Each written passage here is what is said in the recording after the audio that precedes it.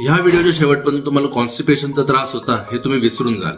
Doctor तुम्ही सांगितलेले सर्वच पथ्य आम्ही सांभाळतो, पाणी पण भरपूर पितो, तरी पण आमचा कॉन्स्टिपेशनचा त्रास बरा होत नाही. कॉन्स्टिपेशनचा त्रास फक्त पथ्यांनी बरा होत नसतो, दोष तुमचा व्हेगस नर्वचा सुद्धा असू शकतो. आता व्हेगस नर्व म्हणजे काय? व्हेगस नर्व म्हणजे तुमच्या मेंदूपासून तर तुमच्या पचन संस्थेपर्यंत जाणारी सर्वात महत्वाची नर्व आहे.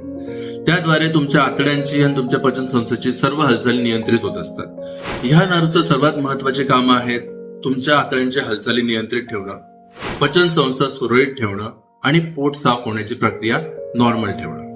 पण मानसिक ताणतणाव, झोपेची कमतरता, निष्क्रिय जीवनशैली किंवा काही वैद्यकीय आजारांमुळे व्हेगस नर्वची कार्यक्षमता कमी होते.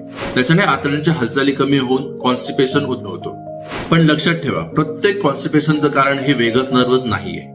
तुमच्या खाण्यापिण्याची पथ्य, फायबरची कमतरता, पाणी कमी प्रमाणात पिणे, बैठी जीवनशैली अशा प्रकारचे विविध कारणं कॉन्स्टिपेशनला कारणीभूत ठरू शकतात. आता व्हेगस नर्वला सपोर्ट करण्यासाठी किंवा त्याची कार्यक्षमता पुन्हा सुधारवण्यासाठी आपण काय करू शकतो? तर सर्वात महत्वाचं, आपण व्हेगस नर्वचा स्ट्रेस कमी करण्यासाठी किंवा मानसिक ताणतणाव कमी करण्यासाठी आपण ब्रीदिंग एक्सरसाइज करू शकतो, की जेणेकरून तुमचा स्ट्रेस किंवा मानसिक ताणतणाव कमी होऊन व्हेगस नर्व सुरळीत काम करते.